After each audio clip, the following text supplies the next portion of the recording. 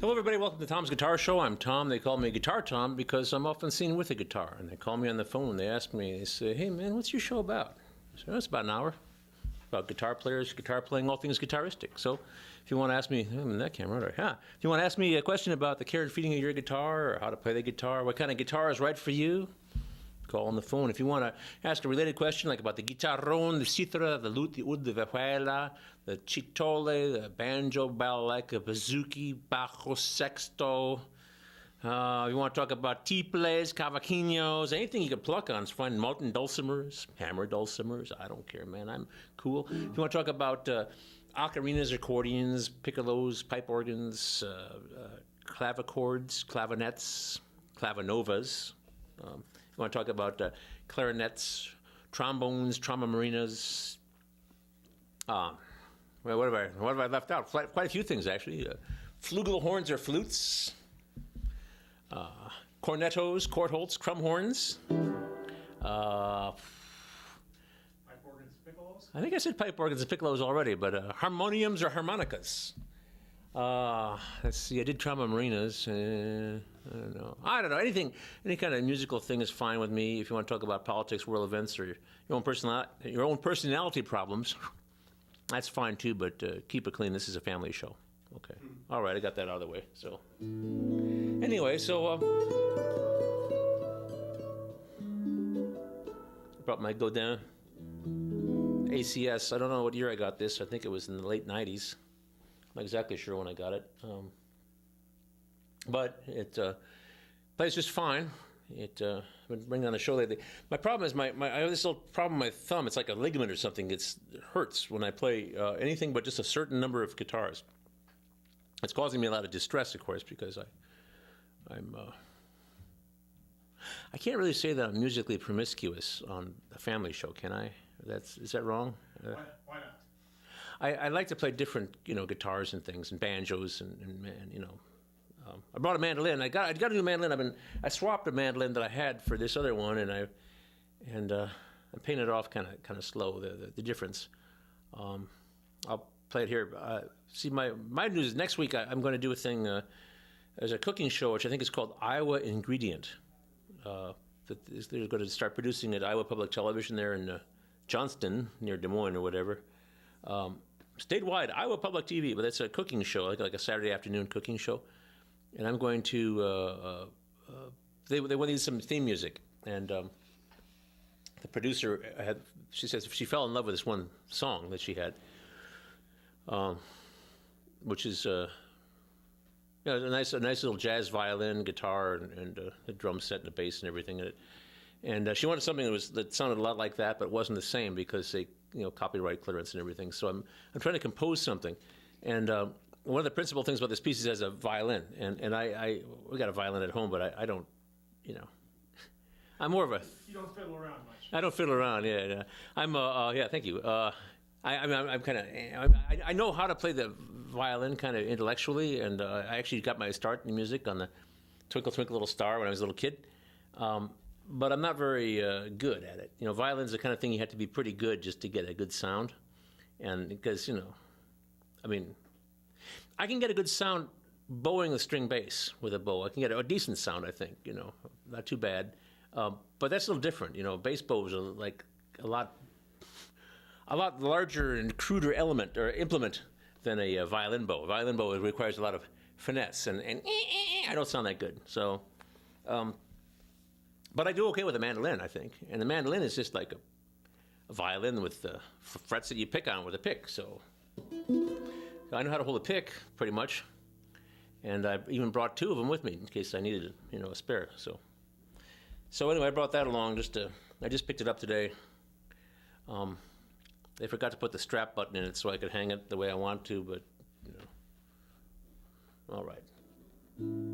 So that's my story. I'm going to try to do a guitar, bass, and mandolin trio for this cooking show. And I hope it runs for many years, and that every time people flip on the Saturday afternoon cooking show on their public television, they'll hear my little tune that I'm going to come up with, sort of like.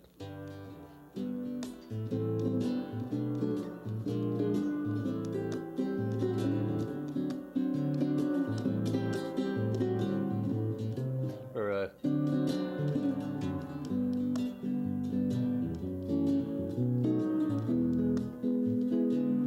something like that.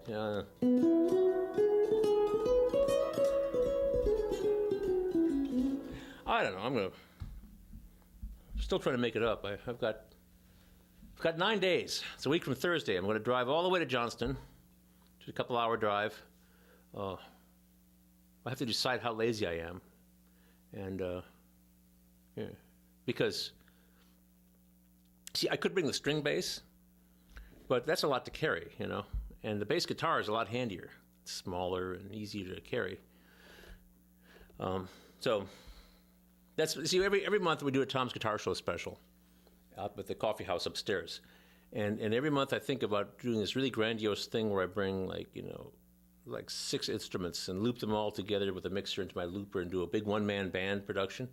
And I think about that a lot. And then as the weeks go by, I tend to, When it gets 15 minutes till showtime. Well, yeah, or an hour or so, I start thinking, really one guitar does a whole lot by itself, and I can make it from my car in one trip. So, anyway.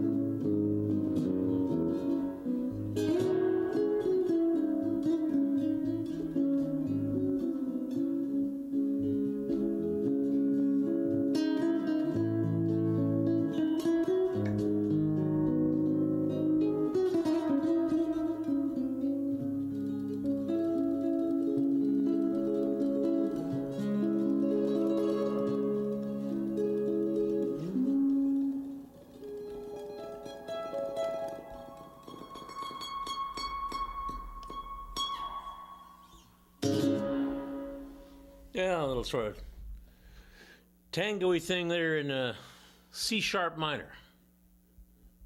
I think about some of these shows we've done over the years, and we've learned a lot of things. We've talked about C-sharp minor a bit. I remember Skopitsky and I were talking about C-sharp minor some time ago, and several years ago, I suppose. And this is a nylon string electric guitar, solid body, which is kind of fun. We were talking about catgut one time. Bob over here looked it up on his computer. If anything we need to know, Bob's ready to look it up for us. And it turns out that the gut strings of the old days were not made out of catgut at all, and catgut was no good. It was like not cat's intestines they're carnivores. And what you need is something that's that chews on grass and twigs. So sheep is what you want. You want sheep gut. That's what the strings are made out of. So it's tough on the poor sheep and everything, but those of us cat fanciers out there, I'm not sure if I'm a cat fancier. I'd like to think of myself more as a dog person, but it's true. Some of my closest friends have been cats, so it's nice to know that. But we found that out. Also, we've discussed on the show the shamisen, the Japanese banjo, which uses actually cat skin because it gives a sweeter tone. The cheap ones use dog. So, anyway, that's the sound they're looking for in Japan, I guess. So. But anyway, as far as I know, no animals were injured in the creation of this guitar. So, Free-range nylon. yeah, free-range nylon. And the other thing I've got is this month of May, I'm going to try to bring young people on my show every week. I have a young fellow out there who's probably going to start setting up here pretty soon. It looks like he's coming this way. Bob could probably help him out a little bit. We want his chair next to me and everything. I should probably play something. But what I'm doing is, oh yeah, I forgot to bring a music stand. Didn't I say I was going to bring a music stand? Well, I didn't. Oh well. I think I promised to bring a music stand, and I didn't. But we'll have to read it off the floor. Is that all right? Is there one back there somewhere? We have one over in the closet. Hey, Ross, want to take a look at that closet? One right here. Oh, right here? Okay, there's one. Okay, well, then we'll forget it. Plug it into that power strip there. I suppose I should play something while you're... Bob is doing the stage managing, and we'll put the chair right next to me, and we'll put a mic on his amp, and yeah, plug in there, sure.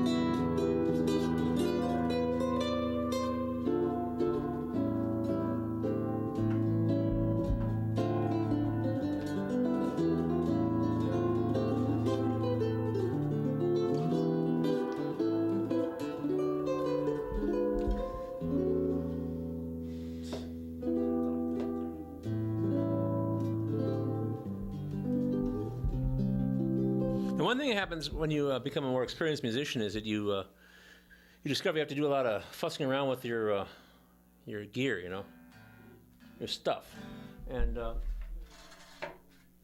make sure that we get a good camera angle on this guy here, if we can see him. Yeah. Yeah. All right. I want to put that cord somewhere so you're yeah. I don't know, put it on the floor. Too many chords. Yeah, okay. See, a lot of chords on the stage, lots of stuff, lots of things go wrong. Like, are you in tune, for instance? I don't think so. Play an E chord. E? Okay. Or Or an E chord. E major. Somewhat in tune. Yeah. Close enough for jazz? Is your amp loud enough, you think? Or I suppose it is. All right. Should we play this song? Sure. Okay. Well, why did you identify yourself? What's your name? Nick Nick Pryor. Pryor. Okay. Speak loud into the microphone. Nick Pryor. There. Yeah. Could you hear him? Huh? Okay. Okay. So, see, we put that microphone there because you might have to talk to me. You see? Okay. Because I'm just being cruel. All right. Let's do this, man. Okay. Shall I count to 4 or you want to? You can count. Oh, okay. 1, 2, 3, 4.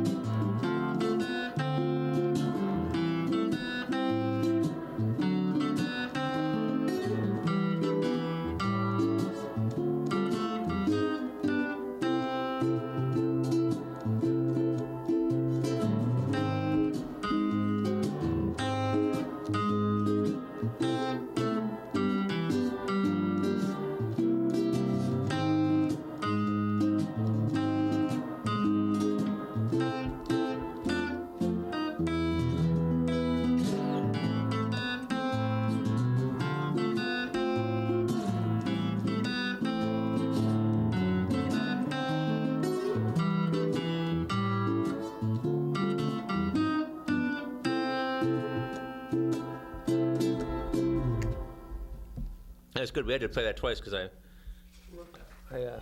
was who wrote that? Oh, Fats Waller. It's called Black and Blue by Fats Waller. Kind of like some of the Neil Hefti tunes. That was it's an oldie. Where's your strap, man? You need a strap. Well, I haven't had a strap for this guitar for a while. Oh, okay. All right. Oh, we're gonna do well, it was Fats Waller. We're gonna do one here by Johnny Bach. So let's give it a shot. Or Yeah. Minuet in G, I think. I don't know. I can't read the title.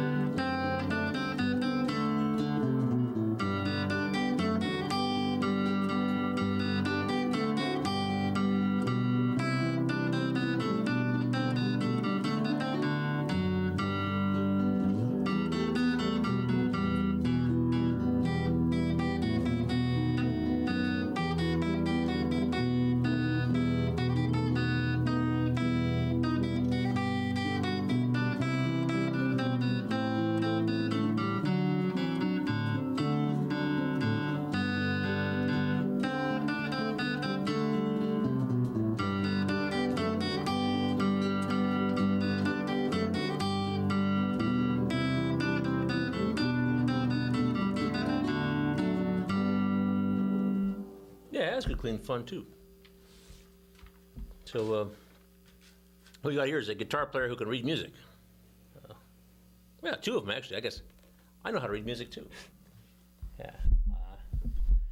I told you one time I was playing a gig, in this restaurant, and I actually walked in with my had a guitar in a bag, on my gig bag on my back, and the one guy looks and he talked to me later, and he said, first thing he was thinking was, oh no, here comes a guy with a guitar, So I was playing this sort of like flamenco, rumba, choro stuff and everything, and he liked it. He was and I found out he was actually the director of the Southeast Iowa Symphony. Bob McConnell. He's a great guy. He's an oboist and a hog farmer in Washington, Iowa. But anyway, he has a huge, big hog operation down there. But anyway, he's an oboist and is, conductor of a symphony orchestra.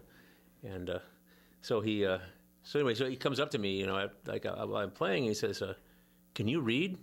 I was thinking, he asked out of a guitar player. It might be in English, are you literate? Actually, what he meant, could you read music? And he said, well, yes. And then I played I think I played 3 gigs, or was it 2 gigs? I played 2 gigs with the Southeast Iowa Symphony as a guest soloist. It was great. I played a Vivaldi mandolin concerto on the mandolin, and then I played the classical gas in a Pops concert with the whole orchestra behind me. It was great. That's something I dreamed of doing ever since I was younger than this guy. But anyway, it's one of those things, one of those moments, where you, anyway. Well, here I'm reminiscing. You hate it when the old guys like me reminisce, don't you? I mean, these young guitar players. Anyway, want to play this song? Sure, with or beat? Yeah. Okay. I can't really hardly see it, but I'll fake it. Okay, thanks. Here's another one by Johann Sebastian Bach. Johnny Bach. Okay. Wait.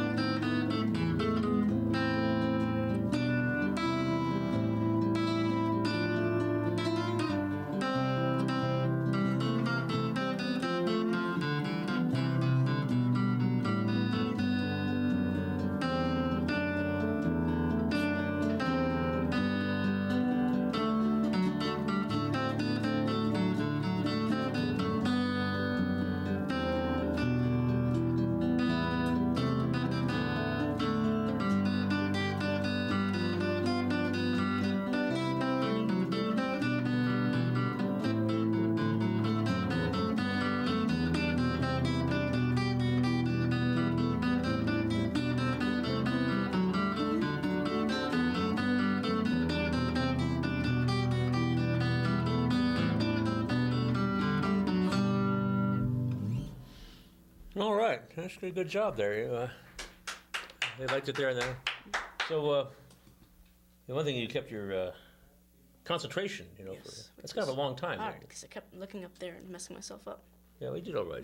You don't look at the monitor. Yes, I look at it's the hard. monitor, see, It's hard gee, because I have the music. It's like right there. And, yeah, I know, your music in the monitor. Well, don't leave yet. We could jam a little bit, maybe. I don't know. Want to jam a little bit? okay.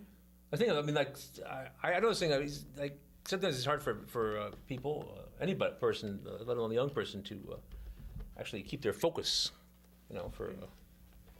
Can you do rhythm? For, You want to do rhythm? Yeah. Oh, okay. I rhythm better. It's more fun. Oh, they like rhythm? Okay. Okay. Give me my rhythm.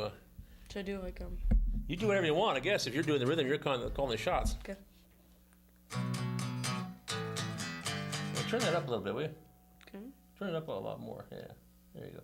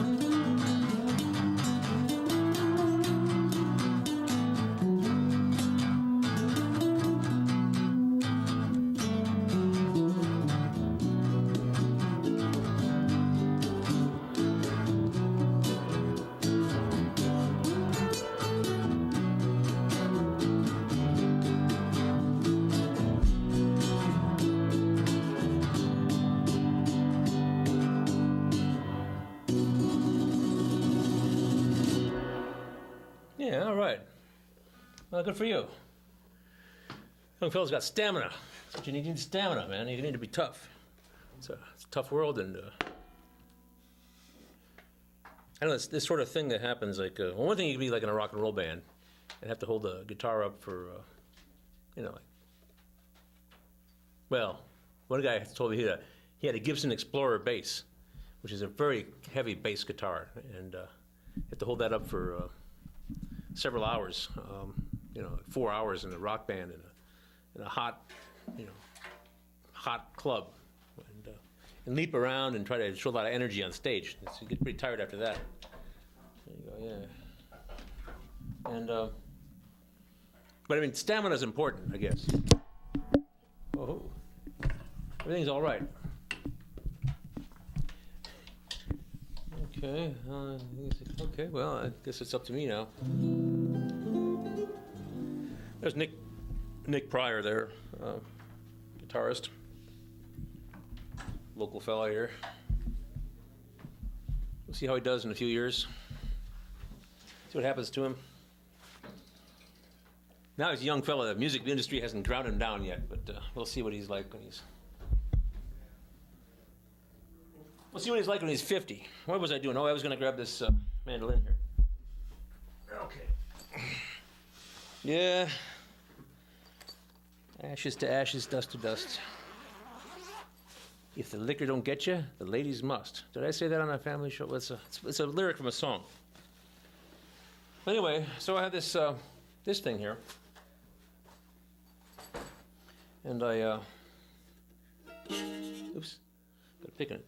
I swapped the Mandocaster for this. A Mandocaster. I think I brought it on the show a couple times. Interesting mandolin, but not what I really want. But this one is. This looks like a guitar, but it's really a mandolin, and. Should never do that. There we go. Every time you do that, you tell us you should never do that. Yeah, never do that.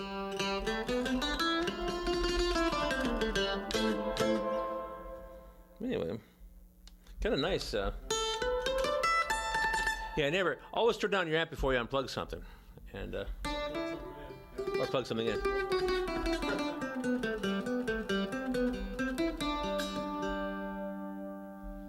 I tell people at home that don't do what I do, just do what I say. Okay?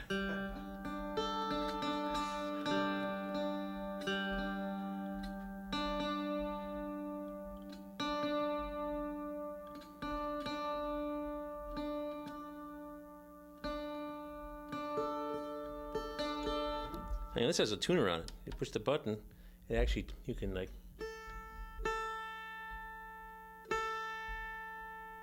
I don't trust these tuner things though.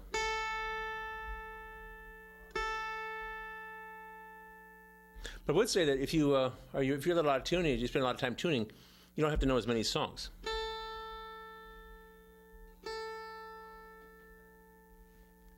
Actually, that joke dates. The harp player, they spend 90% of the time tuning and 10% of the time playing out of tune. That's about right. That's true for the lute also. The lute is talking about gut strings. Imagine you have like 30 some of them. You know, like the Baroque lute, the Fierbo. They have like sometimes they have like 30 strings.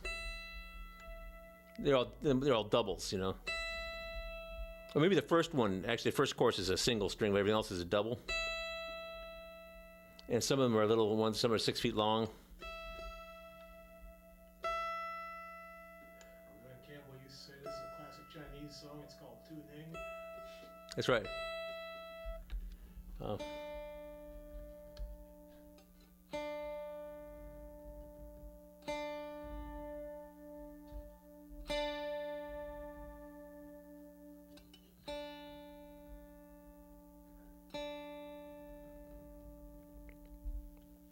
You know, it might have been quicker if I just did the way the caveman did it with a tuning fork.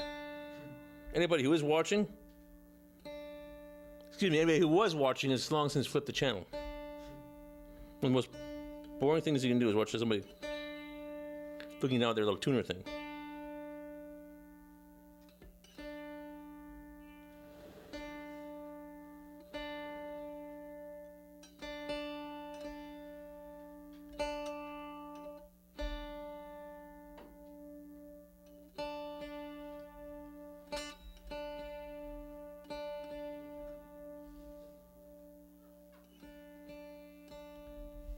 Well,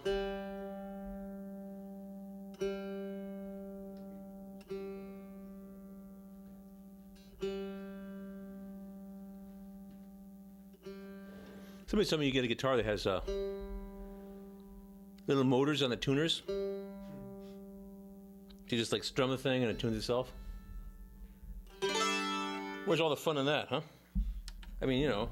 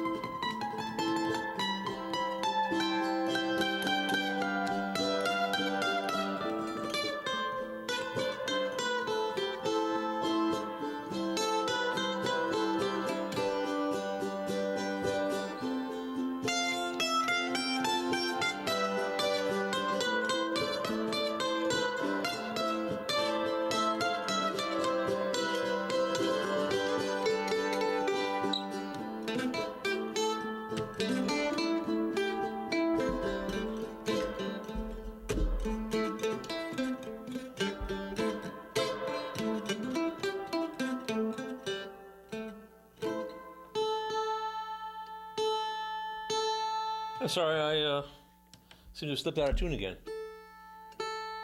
That one's okay, but this one.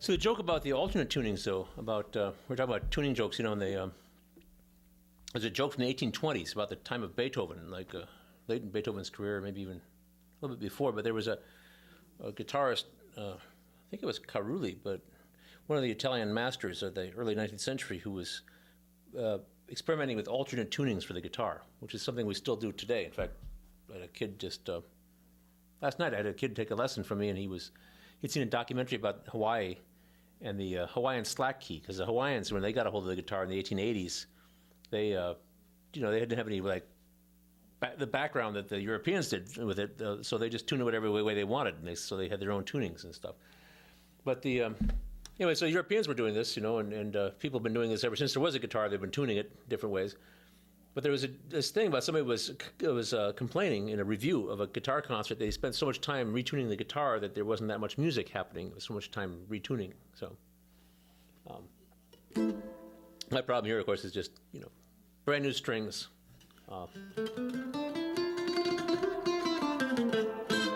This is a mandolin. I brought this on the show some weeks ago because I wasn't gonna buy it. I just trying it out, and the strings were funky and needed a setup, and so I'm not going to buy it. No. Then a couple days later, I said, "All right, I'll buy it," but you know, so I just picked it up today. Now it's mine. So my problem with my guitar acquisition syndrome, it branches into mandolins and banjos and things too. I mean, boy, I hope I don't develop a taste for cellos, because those things are really expensive.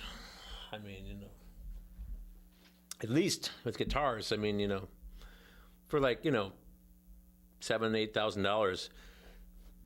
I mean, I don't care. As far as I can tell, you can get as good a guitar as you're ever going to need for like $8,000.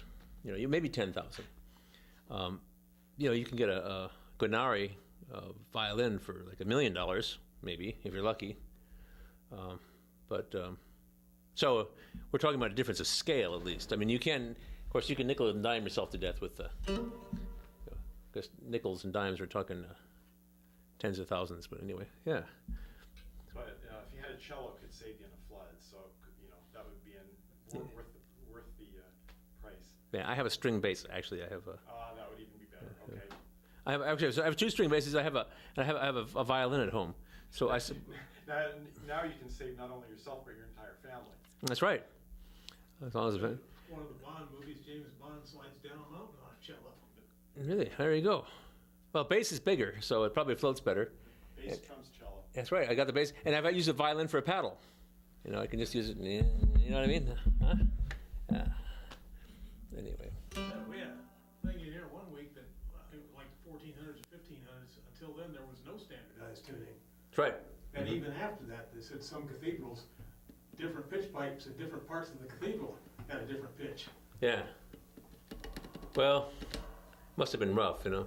But, well, you know, right. When I was a kid, I used to live in Europe and stuff, and I've known a lot of foreigners, of course, all my life. And when I lived in Europe, I was a foreigner, because I'm from Iowa. But there was this criticism of American musicians, about like symphonic musicians, because, you know, we used to be known for our being very precise and smart and stuff, like have people walk on the moon and everything now.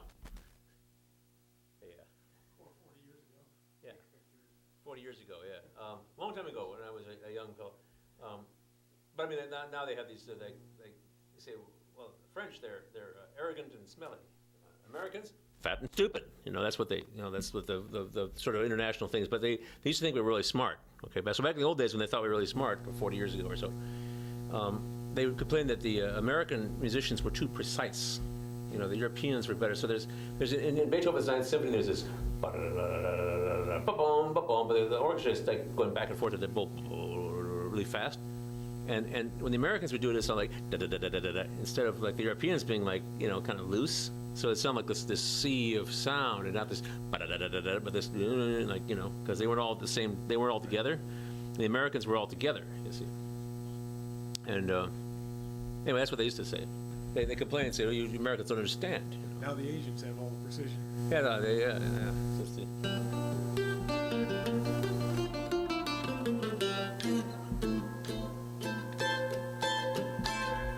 but then again,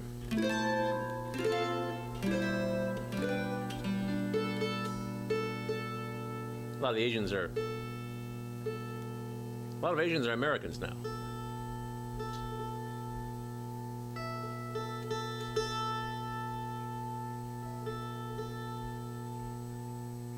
There's an article I saw in a magazine or something on the internet anyway. And the article was, are Asians saving classical music? Because there are a lot of Asian American and Asian classical musicians.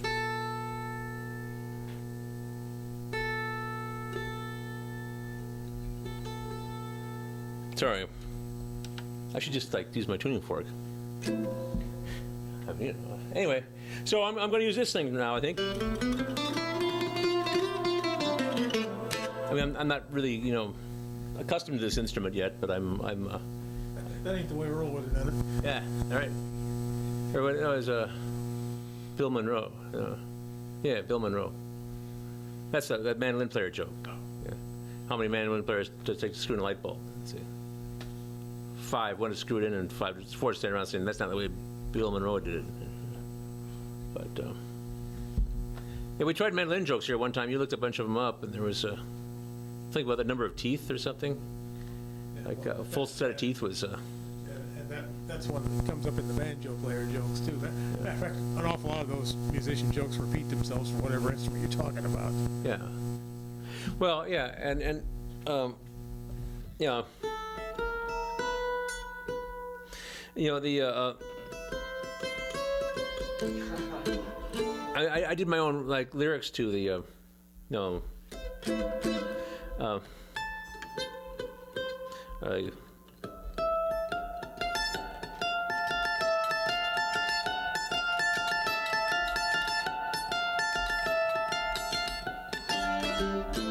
there's a man who's highly caffeinated. Everything he drinks is percolated. He'll play a tremolo or trill, just trying to hold the spectrum still. And accuracy he feels is overrated. Sorry, I lost my pick. Caffeinated man, you haven't slept since Thursday. Perhaps you should lie down. Yeah. I don't know, I forgot it. It was like Secret Agent Man, but if there's a man who's highly caffeinated, and that was because I think because my kind of mandolin joke is how many how do you play a tremolo on a mandolin? Say, drink about 4 cups of coffee the way I like to make it, and I just try to hold the pick still, and you go like.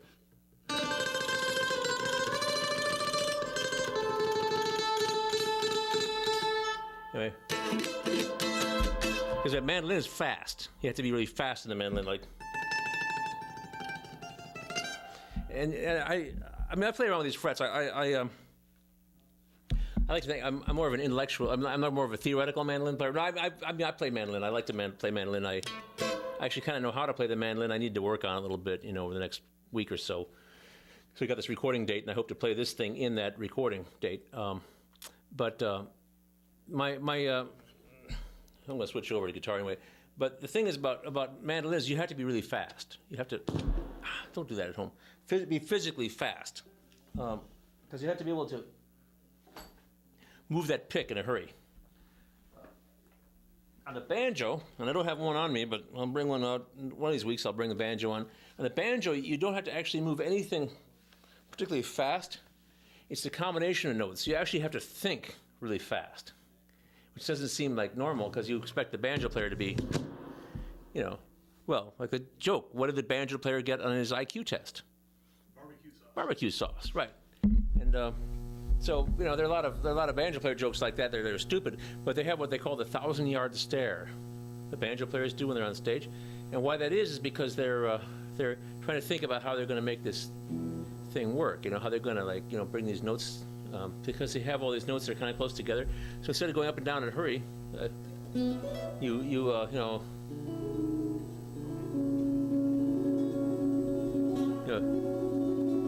you pick a lot of notes that are close together. So rather than going up and down the scale like that, you hold your fingers in a certain position and you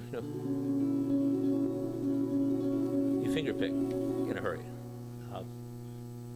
I'm not doing it very well in this electric classical guitar, but some week I'll bring my banjo in and I'll play The Girl I Left Behind Me, banjo style. Maybe I could do a demo. I could bring a guitar, a mandolin, and a banjo, and I could play the same song on all three and show the different logic behind them. And then anybody who's interested could tune in, and everybody else could just keep. People tell me they watch the show, but people surf back and forth, and they say, "Oh, it's a guitar guy again." Click, They come to us when everybody else is at commercial. That's right. Yeah. So if you hang around long enough, every week, you'll see a whole show. It's like that mandolin player joke, a full set of teeth. It's like 10 mandolin players have a full set of teeth among them. If you add it all up or something. So if you take the seconds people actually watch this show and add them all up, eventually they'll see a whole show. Not the same whole show, but components. Like that Johnny Cash song about how he built a Cadillac. One piece at a time, and it didn't cost me a dime.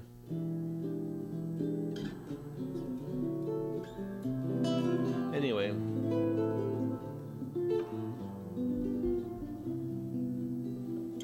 So Nick Pryor came on.